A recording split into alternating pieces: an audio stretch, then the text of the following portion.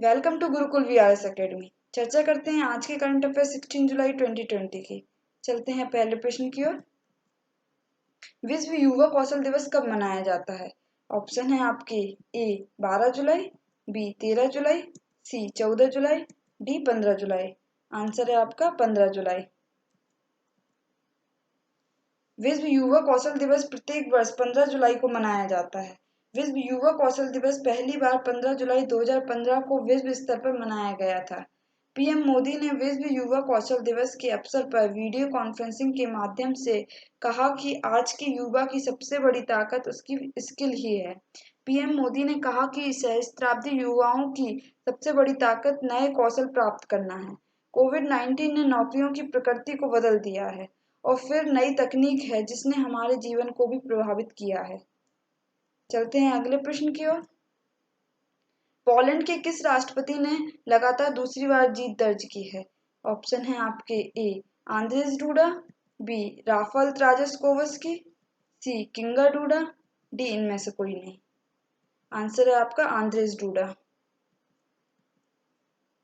Poland के राष्ट्रपति Andrzej DUDA ने 5 साल के दूसरे कार्यकाल के लिए चुनाव में जीत हासिल कर ली है।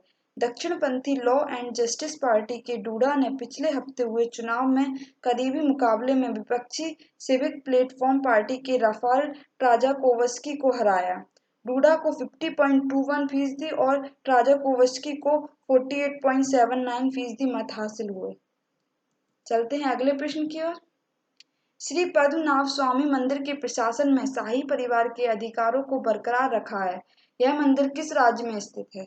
ऑप्शन है आपके ए उत्तर प्रदेश, बी तेलंगाना, सी केरल, डी तमिलनाडु।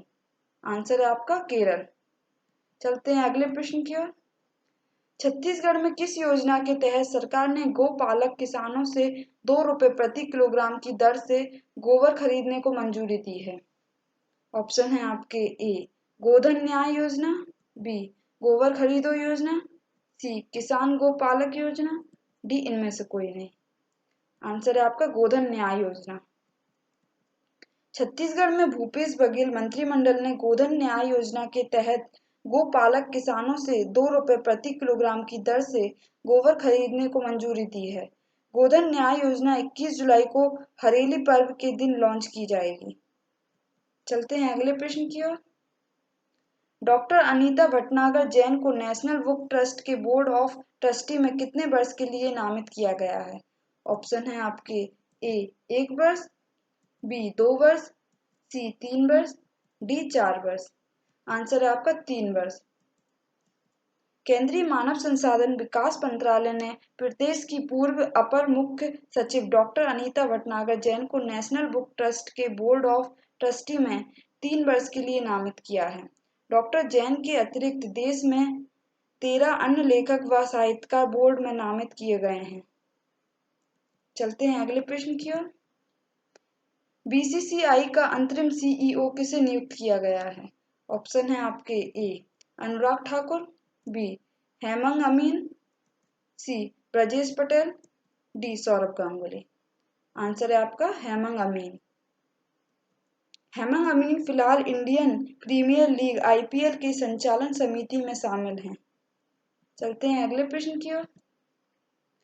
वॉन करमन पुरस्कार के विजेता के रूप में किसे नामित किया गया है?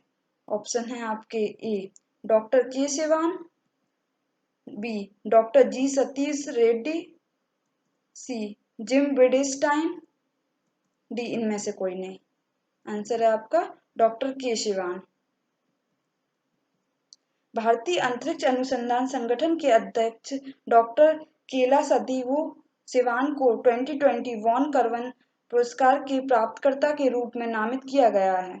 यह पुरस्कार international academy of astronautics IAA द्वारा गठित किया गया था और मार्च 2021 में पेरिस में प्रदान किया जाएगा। चलते हैं अगले प्रश्न की ओर। डेमो डेज पहल का आयोजन निम्न में से किसने किया? ऑप्शन है आपके ए रामचंद्र मिशन, बी आयुष्मान भारत, सी स्वास्थ्य मंत्रालय, डी अटल इनोवेशन मिशन। आंसर है आपका अटल इनोवेशन मिशन। 14 जुलाई 2020 को नीति आयोग के अटल इनोवेशन मिशन ने कोविड-19 डेमो डेज पहल की श्रृंखला का समन्वय और समापन किया।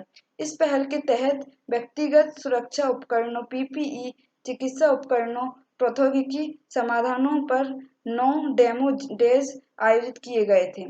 अटल इनोवेटिव मिशन द्वारा जैव प्रौद्योगिकी उद्योग अनुसंधान सहायता परिषद BIRAC, विज्ञान और प्रौद्योगिकी विभाग, जैव प्रौद्योगिकी विभाग DBT, AGNI, स्टार्टअप इंडिया जैसे सरकारी निकायों के साथ साझेदारी में डेमो डेज पहल शुरू की गई थी। चलते हैं अगले प्रश्न की ओर। सूरीनाम का नया राष्ट्रपति किसे चुना गया है? ऑप्शन है आपके ए चंद्रिका प्रसाद, बी डेसी बाउटर्सी, सी रोनी ब्रसविज्क, डी इनमें से कोई नहीं। आंसर है आपका चंद्रिका प्रसाद। भारतवंशी चंद्रिका प्रसाद संतोषी को लैटिन अमेरिकी देश सूरीनाम का राष्ट्रपति चुन लिया गया। उन्होंने पूर्व सैन्य तानाशाह डेजी वाउटर्स की जगह ली है।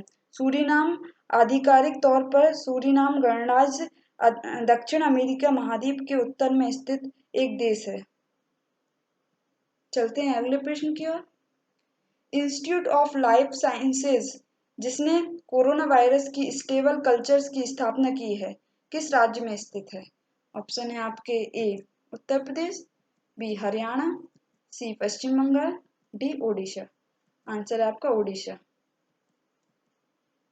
जैव प्रौद्योगिकी विभाग का एक स्वायत्त संस्थान इंस्टीट्यूट ऑफ लाइफ साइंसेज ने रोगी के नमूनों से कोरोना वायरस के स्टेबल कल्चर्स को सफलतापूर्वक स्थापित किया है। विभिन्न स्थानों और विभिन्न वायरस बाहरों के नमूनों से बैरो कोशिकाओं का उपयोग करके 17 इन विट्रो कल्चर की स्थापना की गई है। हमारी वीडियो को लाइक करें, शेयर करें एंड हमारे चैनल को सब्सक्राइब करें। Thank you.